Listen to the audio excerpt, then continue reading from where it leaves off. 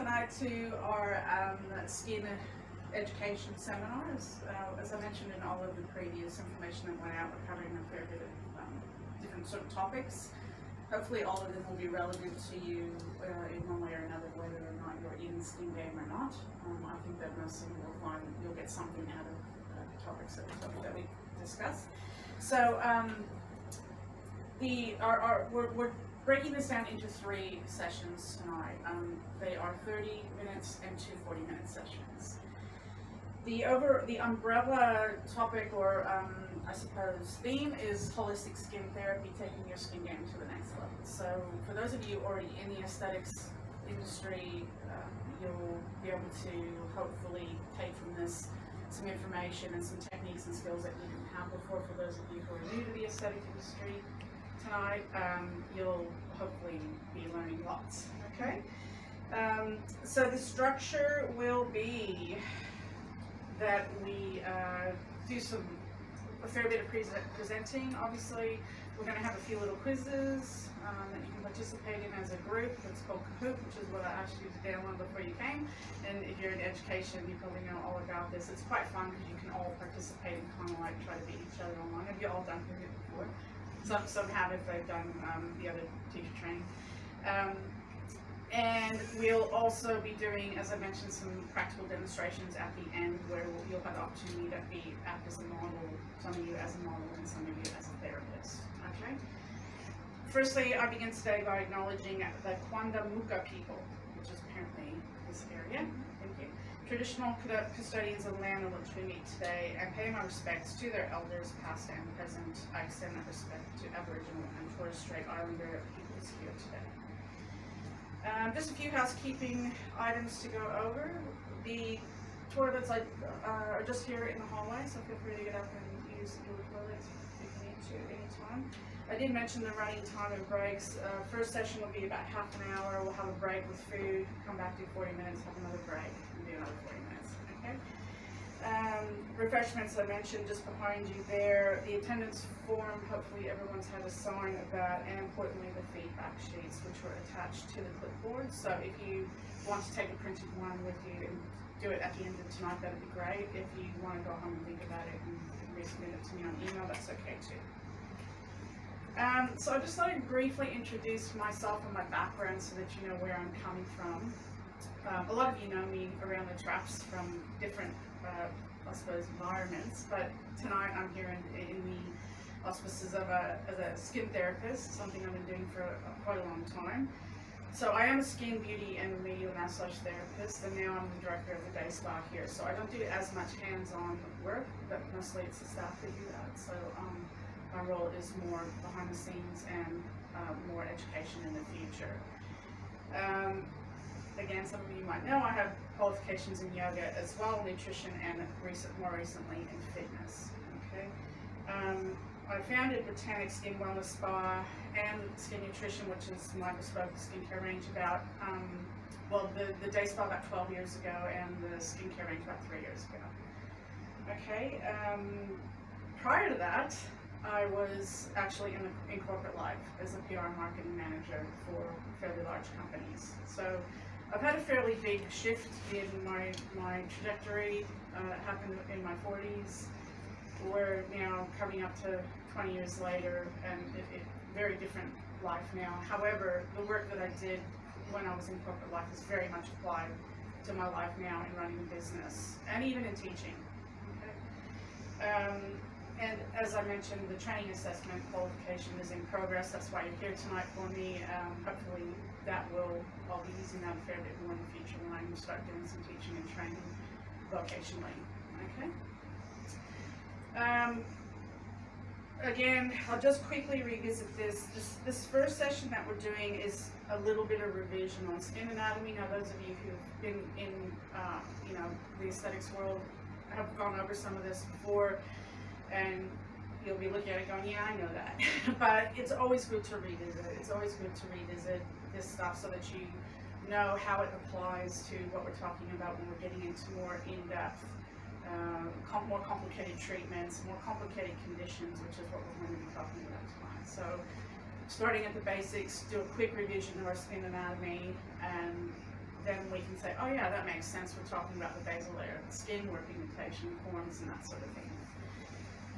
We'll talk about the functions of the skin a little bit, and then why damage occurs, and importantly, how to feed the skin. So when I talk about being a holistic business here, and you can tell from my background as well, I look at skin very much as a holistic, entire part of your existence. Okay, it's not just something that you put cream on. It's very much an expression of how your internal health is.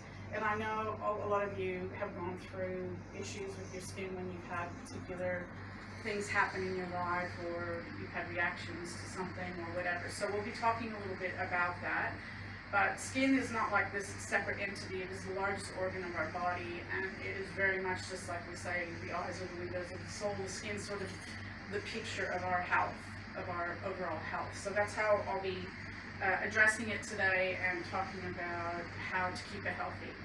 Okay. The next session, as I mentioned, is about common conditions, and I wanted to touch on this because even just recently I've been dealing with lots of people who have different types of things popping up on their skin. Some of them precancerous, some of them just they don't know what it is, that sort of thing. So especially in our environment here in Southeast Queensland, there's a lot of iffy stuff happening on the skin all the time. And I'm sure, again, you guys know people in your family, or you've experienced this yourself with skin, possibly sarcomas or that sort of thing. And so I'm going to be going through some of the benign lesions versus some of the things that we need to be careful and be worried about.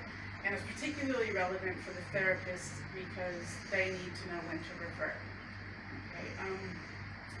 It's not easy. We're not dermatologists, but we're the first step to a dermatologist. So we need to be able to understand that line. Okay. We lost the screen technology, so let's move on to our next session. The third session, as I mentioned, will be about working with equipment, specifically because I've only got the 40 minutes. We're just going to concentrate on radio frequency and microcurrent tonight. Both of those technologies are more or less anti-aging or age reversal type of technologies. So hopefully you will find that relevant. They can be used for other things as well. Radio frequency particularly for skin tightening on the body and even a little bit of fat loss.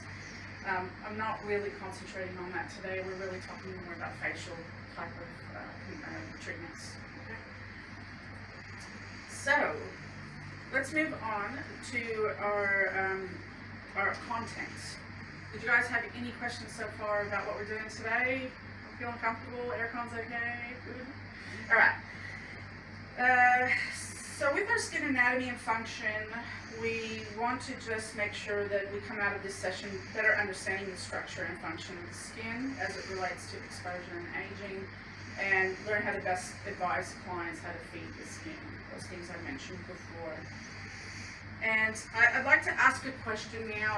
I'm very aware that when you just have to sit there and listen to somebody for a long time, it can get a little bit boring. So this is an interactive night, and I encourage you guys to put your hands up and contribute or ask questions. But I do want to ask you a question, which is, how do you feel about the skin that you're currently in? Does anyone want to share how they feel about it? I can say that I wish that when I was younger, especially in my teens and early 20s, I didn't spend so much time myself. How many times do we do that? That's one of mine. Can you tell my daughter? Yeah. Lucky my daughter is very good. Yeah. My son showed me. He's as bad as I was. Yeah, so it's such a common complaint, especially in Queensland. Like I lived for many years in Melbourne and started the business in Melbourne, and the type of skin that you saw there was quite different. The minute I got up here, it was all about sun damage. And the problem with that, and we're going to be spending some time just talking about sun damage and pigmentation later, is that it's hard to reverse and to keep it reversed. It's once you've got it, it's like a constant battle. So whether that comes out in your skin as hyperpigmentation, or whether it comes out as rosacea or broken capillaries, there's just a multitude of conditions that, the ultimate result of that, of the sun damage, is the from that, you know. So we'll talk about that. But are there any other comments about your skin from maybe the younger ladies in the group and gentlemen? You're all good with your skins? Oh, mine's just hormonal at the moment. That's due to my Pregnancy. yeah. So it's driving me nuts though. Have you got do you get the mask, the plasma mask? I get a little bit, but mine's all breaking out down here, which is very unusual for me. And this spot on my lip particularly will not go away. It's been 14 And did you have that with the other 3 pregnancies? I was very young. I was only 20 with the other 3, so different skin. I'm So 30 now. you're getting near more 30, so your skin has changed a bit. Yeah. You're reacting more differently. That's what you get another thing. So age factors into this as well, and pregnancy, of course, which is our, you know, when we talk more about this, we get into hormones. But I talked briefly about healthy skin being that reflection of overall wellness. There's a lot that goes into it. There's diet, lifestyle, stress, sun exposure, sleep, and your skincare routine. So, you know, I know for a fact that if I've seen this many times, you're under stress and you break out in a rash, or, you know, or some sort of crazy weird thing on your skin, right? That's cortisol. That's cortisol in the body coming out through the skin. So again, it's not just one, you know, there's not just one factor that we need to be focusing on to give our skin that healthy glow. Obviously, all of these things we're going to be touching on when we get through to talking more about conditions, but skincare routine is also one that I like to address, because a lot of people just think it's a waste of time. We deal with that every day in the clinic. Therapists deal with it, don't they, every day? And the problem with that is that, you know, we live in an environment where we're constantly battling pollutants, and we need antioxidants to, you know, try to keep those at bay. We're battling the sun, so we need tyrosine inhibitors to stop new melanin production. Our diet's not very good, so we don't have enough vitamin. We're not synthesizing any vitamin C or vitamin A in the skin, which is mandatory for producing collagen. So diet is important, but skincare is important too, because it's just like food fueling your body. If you're competing in something, you're an athlete, what do? You up the vitamins and minerals to make sure that you're firing on all cylinders. So if you're trying to have the best, healthiest skin that you can, you need to give it that little bit of love and give it the extra stuff that it needs to achieve it. So the younger you can start, the better. It doesn't mean that you can't make a change when you're older in life, but it is quite a bit harder. And we'll talk a little bit about those clients who come in and they're just kind of like to the point where maybe our treatments aren't really going to do that much for them. So how you approach that and what you can do. Any questions there? Any other comments before we move on? So I also wanted to chat about realistic expectations of skin. Okay, we're combating the Kardashians, right? I hate to use that example, but we are. Like, that is what's put up every day through social media as being the ultimate in how our skin should look, and our bodies and whatever else. It's very unrealistic for a lot of reasons.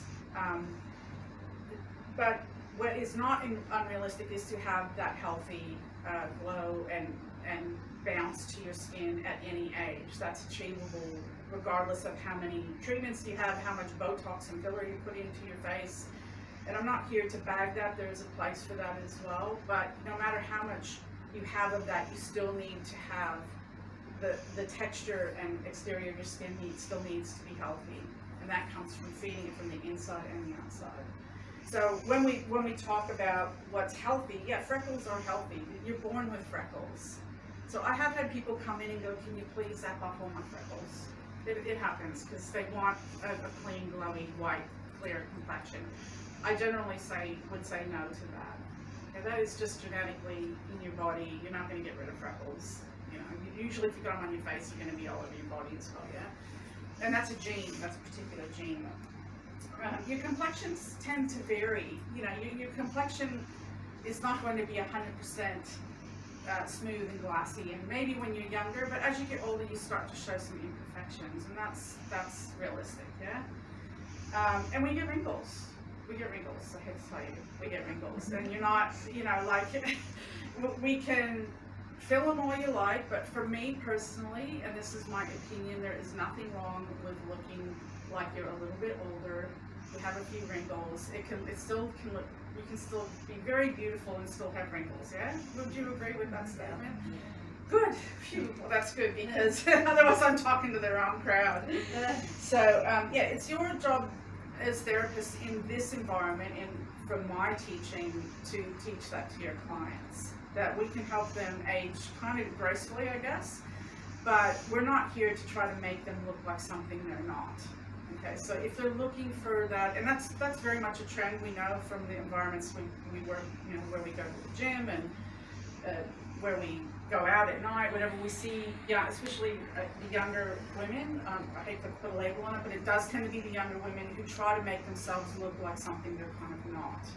And that's just the way social media and the environment is at the moment. When I was younger, it was all blue eyeshadow and Madonna sauce, you know, like we had our trends. And I don't know if this is a trend or what, but at the moment it's all about that. It's all about trying to look more like a doll, like a little bit more plastic and like a doll. And there's a whole market for that. But there's also this emerging trend of, especially celebrities, starting to really embrace looking their age, but looking good for their age. Okay, so that's where I'm coming from today. So let's quickly go through our skin anatomy. I won't take too much time with this because it's a little bit sciencey, but it is interesting. And just give me 1 second here. This is a little YouTube video. Hopefully we can hear it.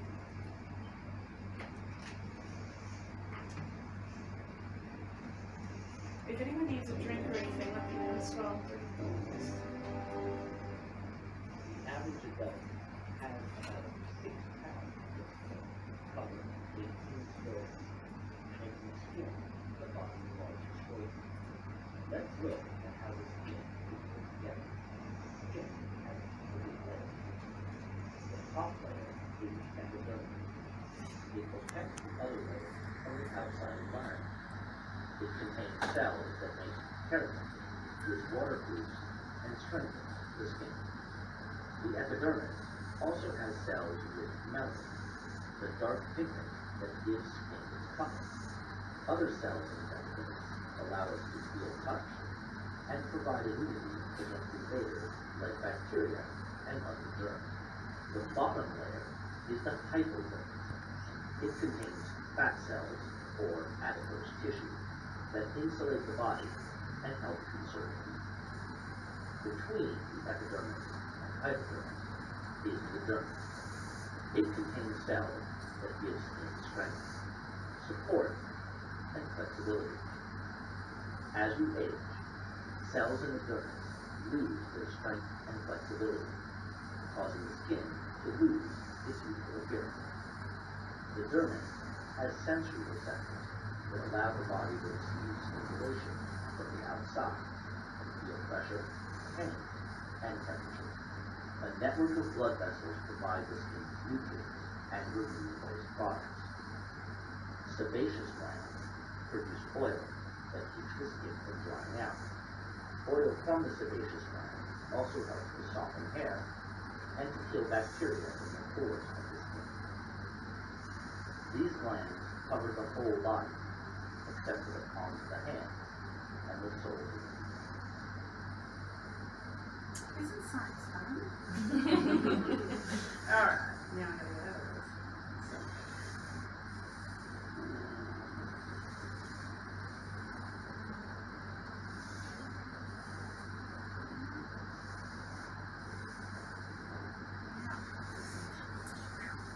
Alright, so just quickly, he mentioned the epidermis, the dermis, the subcutaneous layer, and the muscle layer, and then you can see all your stratum cornea and stratum lucidum. Those are just the layers of the skin. I'm sure you're all familiar with the fact that we have layers of skin, and each of those layers tends to have a different function. Some of them cross over, but for the most part, they all do something a little bit different. When you get to the dermal layer, then you start to produce collagen and elastin. That's the building blocks of your skin.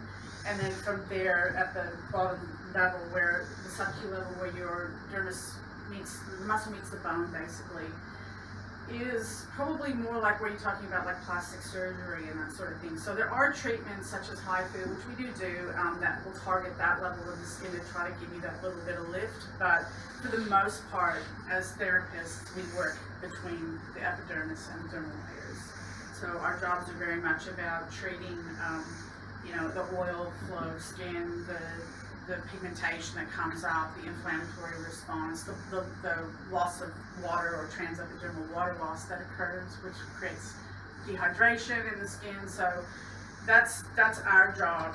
When you start to get down to the lower layers, that's where you start looking at plastic surgery and that kind of thing. Okay? Any questions there so far about skin science?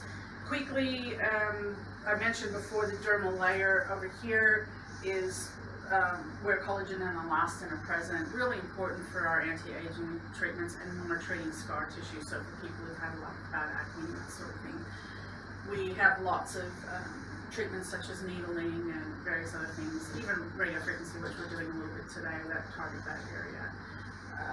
It also has all of these functions here. So again, the skin's so complex, like any organ of the body, it's got lots and lots of functions. There's so many things that make it tick and that make it tick at 100%.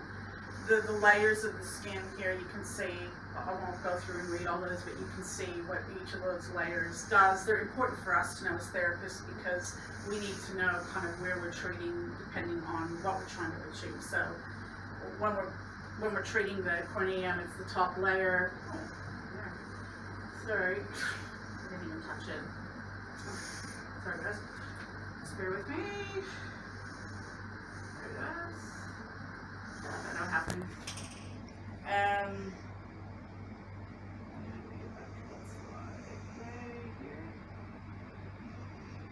That's it.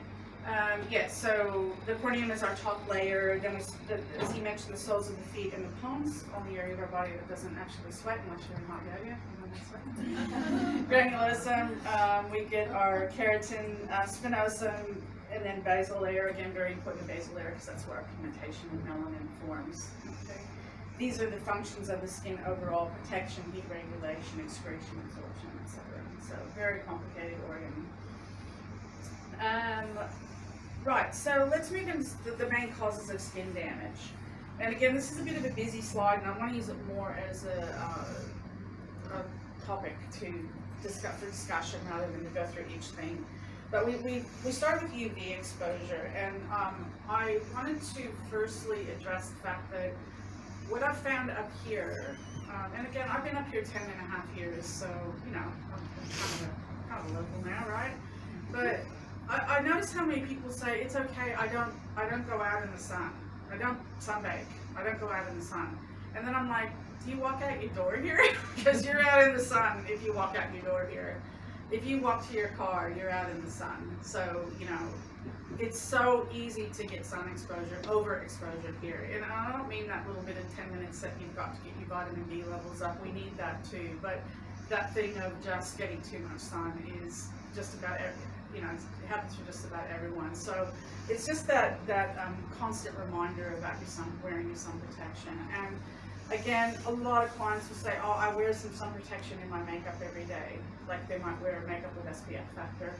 What I find is generally the efficacy of SPF, and this is well documented, goes down quite a lot if you're just relying on your makeup. And we sweat a lot too through the day, so generally it's going to come off. We would tend to recommend that people use a second sunscreen on their face at all times as part of their regime. Now that a lot of clients will just use like a tinted BB cream or a tinted sunscreen, and even if they're not makeup wearers, they'll just wear that as their kind of morning routine. So I just wanted to make a note about that because I always find it humorous when people are like, oh well, I don't really go out in the sun, but we're in one of the sunniest places in the country. So yeah, all of those things, being outside, gardening, exercising outdoors, all of those things give you sun exposure. We talked about protection, looking at what I wrote on the side there, and limiting your time in the sun. And again, we started the session today by addressing just some of those things that can occur when you have had too much sun. Okay, so not only the aesthetic or things that we can see easily, but then we've got the melasmas, the DCCs, and all those things that are precancerous, leading on to cancerous spots. Have any of you had those removed? Yeah. Or know people who've had them removed? Yes? No, you guys know? You're pretty lucky. You're from New Zealand, aren't you? Different? No, it's fine. Yeah, still high up there, yeah. So the tricky thing with that, again, and we're going to be talking about when we get to the next session about how to identify, is that something can look like just a little bit of a sunspot, but it can still be a little bit nefarious or a little bit suspect. So, yeah, we'll come back to that. Diet is an important one to note because a lot of people have no idea or don't consider that their diet has much influence on their skin. But if you think about how diet influences your body and how well you operate, it's the same concept. So we often advise, if you've got people who've got acne or inflammatory type of problems like rosacea or any other inflammatory type of disease, autoimmune disease, we would recommend that they get a diet going that's low in sugar, low GI, all that stuff. It's not really rocket science, and we're not here to be nutritionist experts, unless you happen to be qualified that way, and then you can actually, advise your clients on a more detailed diet. But for the most part, when it comes to skin, you want to be avoiding sugar, alcohol, etc.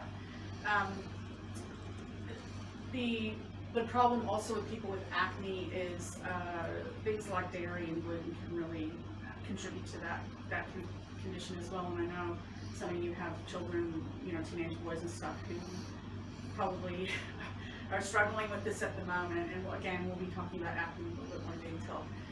And again, if you're lacking in vitamins, minerals, and eating too much processed food, too many preservatives, all of that stuff is going to show on the skin eventually. So these are just some of the outcomes of having a really poor diet over many years. And glycation I mentioned because that's a high sugar diet, and the way that we that ends up presenting is like a hashtag look in the skin.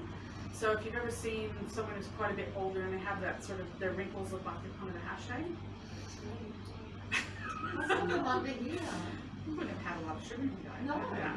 It can occur other ways too, but yeah, Smoking. yeah, smoking. I was just going to say smoking, which we're going to get to under another thing. But stress, again, we talked a little bit about stress before, and the sort of things that can cause stress. Medication's a big one too. So people who've been on a long series of antibiotics.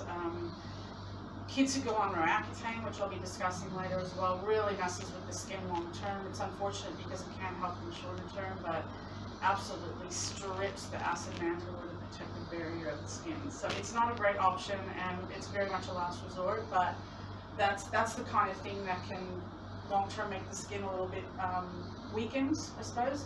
But we're really talking about stress here. So lack of sleep and other chemical irritants as well. People who are working in perhaps a stressful environment or an environment where they've got a lot of chemicals around them, that kind of thing. So, does that make sense? Okay. The skin will present, when I say sallow, do you know what I mean by sallow skin? Somebody who looks, how would you describe that? Okay. It's like, I don't want to say older, but it's like that older withdrawn kind of look, like when you think of a villain in a movie and they look really old and haggard and Ashy. yeah, it's Yeah. like that kind of. Yeah, so that's a sallow skin. And eye bags. Eye bags are a big indicator of somebody who's under a bit of stress or somebody who's not sleeping enough. And we get a lot of people saying, what can I do to fix my eye bags? But unfortunately, there's not a lot that can be done. You can go get fillers in the troughs. Some people have tried that. But generally, dark circles and eye bags are hereditary. So they improve with sleep and hydration. And we can do a bit of RF and things in salon that'll brighten them up, but long term, it's kind of like if your dad and mom had eye bags, you're probably gonna, and dark circles, you're probably gonna have them, and you're just gonna have to try to treat them and keep them hydrated and looking a bit better. So, genetics. These are just some other factors we need to talk about. Genetics, lack of skincare, using the wrong product, allergies, and hormones. So we touched on hormones with pregnancy, but hormones can also be your cycle, premenopause, postmenopause. You know, we're like this with our hormonal life, aren't we? Like, so our skin changes with our hormonal changes. Using the wrong product is important to mention too, because we see that a lot, don't we? We see lots of people coming in who've been using a lot of kind of rubbishy stuff on their skin, and again, that leads to a stripping of the acid mantle or compromising that barrier of the skin because there's just too much rubbish in the skincare itself. The good thing is there's a lot of great, you know, well-made, naturally, botanically based products out there now that are still very active and can achieve good change in the skin. And that's really the last 10 years we've seen a huge change in that. So you don't have to be using your rubbishy Niveas and, I shouldn't say on video, but you know, like the rubbishy brands. You don't, you know what I mean? You don't have to do that anymore because you have at your fingertips all sorts. It's like organic food. You know, there's plenty of great, clean organic food out there. So keep that in mind. But that's all I'll say on that. Any questions there before I move on? You guys are all good? Still awake? Awesome. Just gotta go for time. Yeah, so I mentioned this before, we concentrate on the epidermal and dermal layers, and we never overpromise. Okay? I see that a lot, especially in clinics where people are trying to oversell or sell a lot of product or sell a lot of equipment-based treatments. You know, you might go into these shopping center places and they're hard sell all the way because that's how they make their money. So they're never really sitting down and consulting with you from a holistic viewpoint. They're just going, well, just use all this stuff and come for all these treatments. So you know, in my philosophy and the philosophy here is very much that we don't overpromise. We can definitely help people get a healthier skin and make a difference no matter where they're from, but whether that's a little or a lot, you know, we have to assess that. Okay. So how do we feed the skin? I mentioned this before, we don't get enough from food alone, so we need to usually increase that through skincare, but also even supplements. Some supplements are really great to introduce into a skincare regime. Things like niacinamide, vitamin D3, or collagen. We'll talk a little bit about collagen later and what my philosophy is on collagen. But those sort of things can really make a difference in the skin. And skincare routines don't have to be complicated. I think that scares off a lot of people, especially when they're older and perhaps they haven't been doing much their whole life. And they feel like, oh, well, to get in the skincare game, I've got to buy 10 products and I just don't have time, I'm a busy mom. But, you know, if you introduce a couple of products, even that can make great change for you in your skin. Yeah, would you guys agree? You do it every day, so you know. Keeping it simple.